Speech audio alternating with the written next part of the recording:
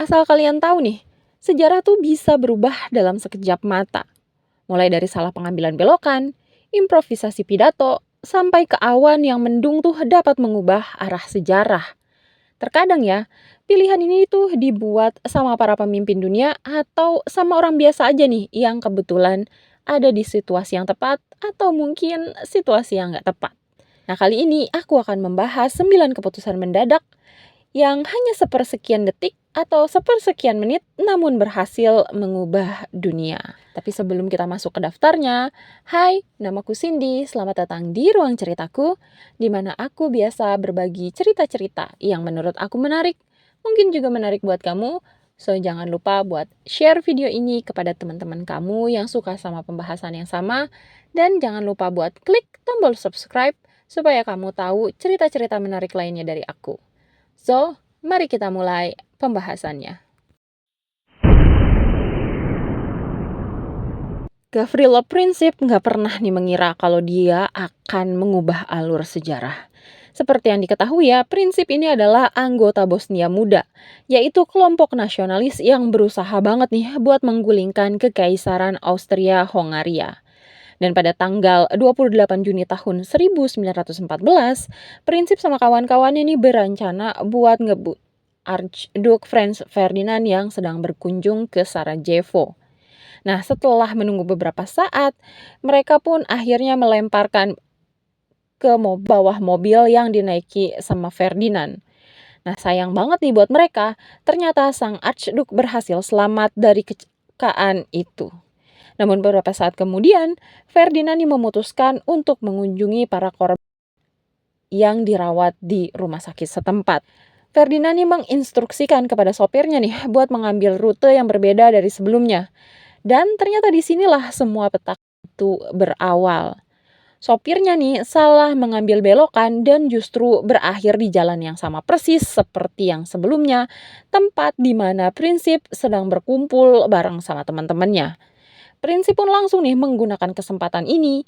Ia melepaskan 2 tem dari jarak dekat dan berhasil leher Ferdinand dan perut istrinya Sophie.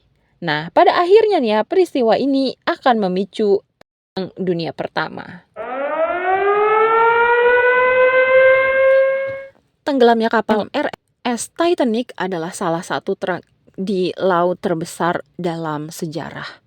Titanic yang digembor-gemborkan enggak bakal bisa tenggelam, menabrak gunung es di Samudra Atlantik, dan tenggelam tak lama kemudian. Menurut beberapa sumber ya, ada banyak nih kesalahan yang bisa dikaitkan atas bencana itu. Namun, satu kesalahan yang paling fatal adalah keputusan mendadak buat mengganti staf kapal. Staf ini adalah David Blair, yang dikeluarkan dari Titanic tepat sebelum kapal itu berlayar. Sayangnya ya, dia lupa nih buat nyerahin kunci loker yang berisi alat-alat navigasi termasuk juga teropong. Titanic pun berangkat sebelum dia menyadarinya, hingga staf lainnya harus melihat gunung es dengan mata mereka sendiri. Jelas sekali ya kalau kesalahan ini membuat Titanic tenggelam.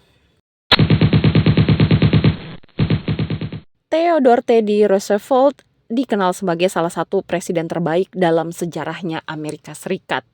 Dan pada tahun 1912, ketika dia kembali mencalonkan diri sebagai presiden untuk ketiga kalinya, Roosevelt ini menyiapkan sebuah naskah pidato setebal 50 halaman. Sebelum naik ke atas podium, Roosevelt ini melipat naskah itu lalu memasukkannya ke dalam saku dadanya. Hal ini mungkin terlihat seperti keputusan kecil ya, walau nantinya keputusan inilah yang akan menyelamatkan nyawanya. Ketika ia bersiap untuk melakukan pidato, seorang pria naik dan Roosevelt tepat di dadanya. Untungnya peluk ini tertahan oleh tumpukan kertas yang ia taruh di dalam sakunya. Tentu aja nih, sebagai seorang bullmush, Teddy masih melanjutkan pidatonya sesaat sebelum akhirnya dia dibawa ke rumah sakit.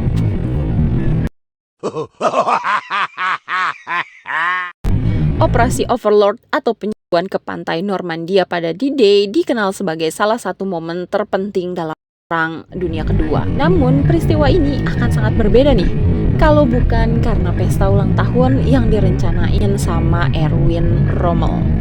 Nah, pada saat itu, Marsekal Jerman yang disebut Rubah Gurun ini bertanggung jawab atas pertahanan di Normandia. Namun ya, Rommel ini lebih memilih buat memberikan kejutan pada istrinya dan ikut berlibur bersamanya. Keputusan ini mungkin terkait nih dengan perselisihannya sama Adolf Hitler pada saat itu, yang ngira nih kalau pasukan sekutu akan berlabuh di kota Calais, bukan di pantai Normandia. Rommel pun pergi nih berlibur tepat sebelum sekutu menyerang. Dan tanpa kehadirannya ya, pasukan Reich ketiga kebingungan dong, dan sekutu nih memanfaatkan kesempatan itu buat melakukan penyerangan besar-besaran ke pantai Normandia. Bom Anuk di kota Hiroshima dan Nagasaki adalah salah satu bencana terbesar dalam sejarah umat manusia. Walau ternyata pada awalnya nggak direncanakan dengan baik. Amerika Serikat ya bahkan nggak yakin nih kalau mereka akan menggunakan senjata nuklir. Selain itu ya, daftar target potensial mereka juga terlalu banyak. Rencana awalnya ya, mereka tuh akan kota Kokura setelah Hiroshima. Namun ya, seperti yang dikutip sama New York Times, seorang pilot muda bernama Kermit Behen tuh nggak bisa melihat kota Kokura. Karena apa? Karena tertutup oleh awan mendung. Jadi ya mereka membatalkan tersebut. Ini sebenarnya adalah keberuntungan ya buat kota Kokura. Walau sayangnya menjadi sebuah kesialan bagi Nagasaki yang saat itu menjadi opsi kedua pembukaan tersebut.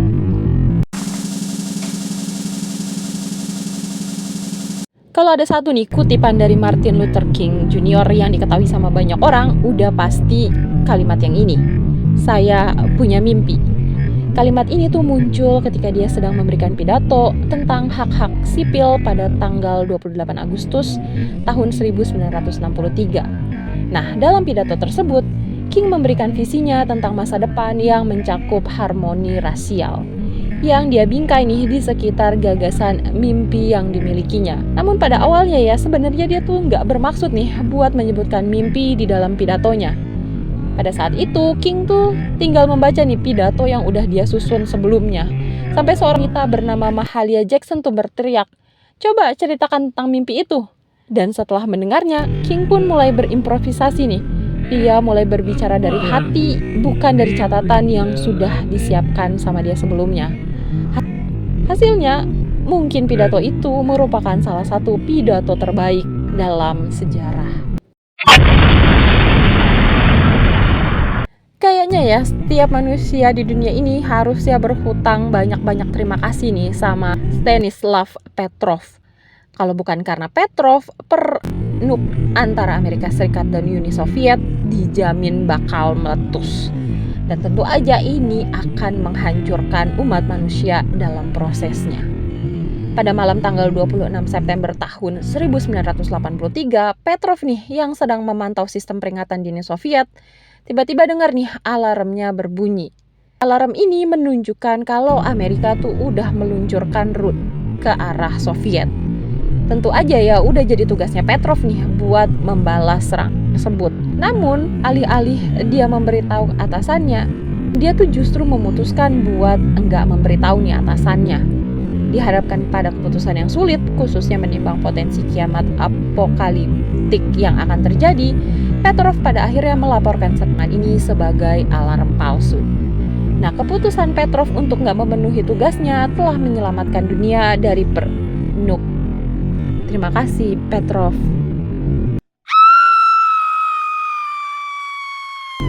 Marie Antoinette adalah istri dari Louis ke-16, di mana keduanya tuh selama revolusi Prancis. Dia itu dikenal lewat kutipan "Let them eat cake" atau biarkan mereka memakan kuenya. Walaupun sebenarnya ya, kalimat ini tuh nggak pernah benar-benar diucapkan sama Marie.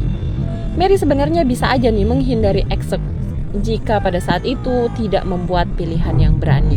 Pada awalnya ya, para bangsawan yang berencana untuk melarikan diri nih dengan kereta kuda biasa. Namun, Marie ini bersikeras buat menaiki model yang lebih mewah. lebih lambat, dan jauh lebih mencolok tentunya. Tentu aja Mary tuh nggak ingin memecah belah keluarganya, jadi dia masukin nih semua keluarganya ke dalam kereta yang sama, kereta pilihannya. Sayangnya pilihan yang salah ini berperan besar dalam penangkapan dan akan berakhir dengan suaminya, dirinya, dan keluarganya di depan Republik Prancis. Hannibal Barca adalah seorang pemimpin militer dari Kartago. Ia pernah membawa pasukan gajah tempur melewati Pyrenees dan pegunungan Alpen di kota Roma. Kita semua tahu nih kalau dia itu nggak pernah berhasil mengambil alih Roma.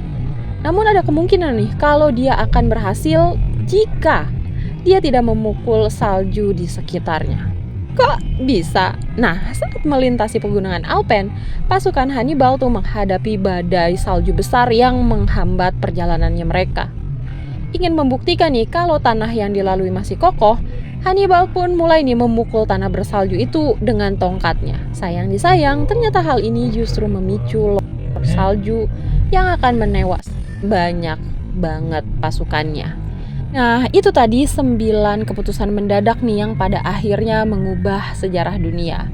Kalau yang mengambil keputusan mendadak ini adalah orang-orang yang besar, yang terkenal di dunia, maka bakal merubah sejarah dunia. Tapi kalau kita yang mengambil keputusan secara mendadak nih ya, mungkin aja juga bisa merubah sejarah kehidupan kita. So, kira-kira apa keputusan mendadak yang udah kalian ambil dan pada akhirnya merubah jalan hidup kalian? Coba deh kalian tulis di kolom komentar. Dan terakhir, jangan lupa klik tombol like kalau kamu suka sama pembahasan atau video yang aku bawakan kali ini. Dan dadah!